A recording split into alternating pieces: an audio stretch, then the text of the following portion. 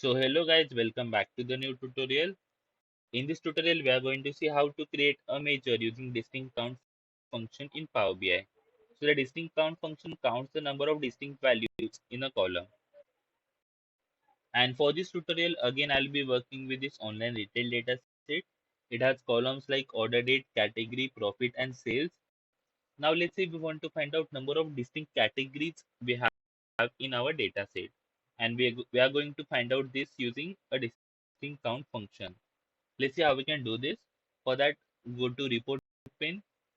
Since we need to create a new measure, we need to go over here, right click on this data set, click on new measure. Let's give it a name as let's let's say distinct count, distinct categories is equal to, and this time we will be working with distinct count function, and we are going to pass category field over here and just hit enter. So as you guys can see in the dataset, one new measure has been created with the name distinct categories.